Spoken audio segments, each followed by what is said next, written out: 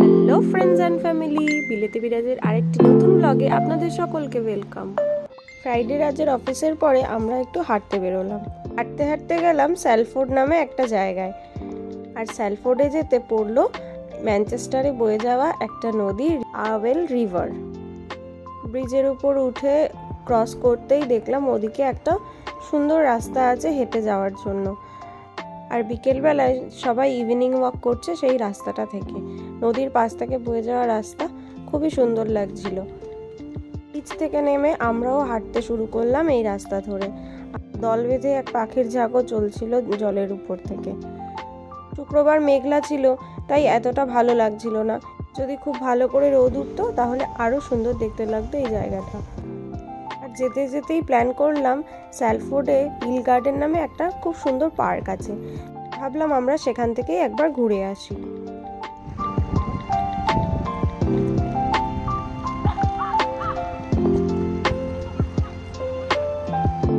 ওই রাস্তা ধরে এগিয়ে এখানে দেখি আরেকটা ব্রিজ। তো এই ব্রিজের নাম হলো অ্যাডেলফি ফুট ব্রিজ। আর এই ব্রিজের নিচ থেকেও বয়ে চলেছে একই নদী।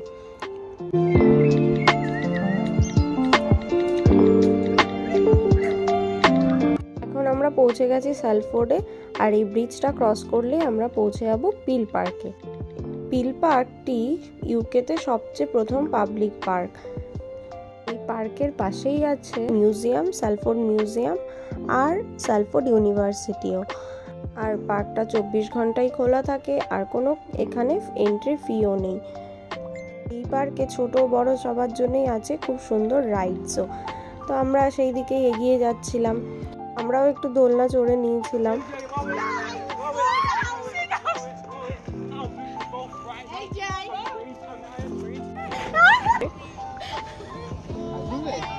আমরা এখানে কিছুক্ষণ রাইডস চড়ে তারপরে গেলাম এখানকার মেন অ্যাট্রাকশন হচ্ছে গার্ডেন দেখতে।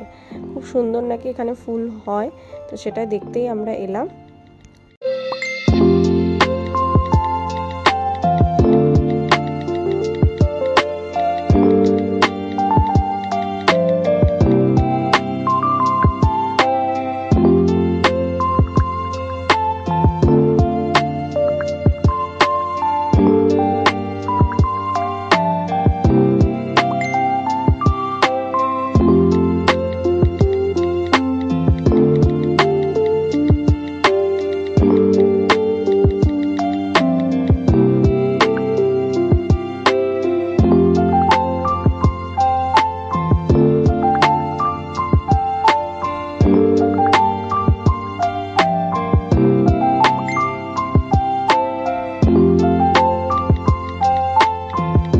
আজকের মতো ব্লগটা এখানেই শেষ করছি।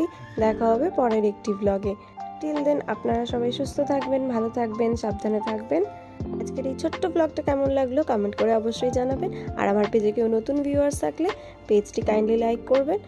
আমি বিদিশা ম্যানচেস্টার থেকে আজ এই ব্লগটা থেকে বিদায় নিচ্ছি। Thanks for watching, bye bye.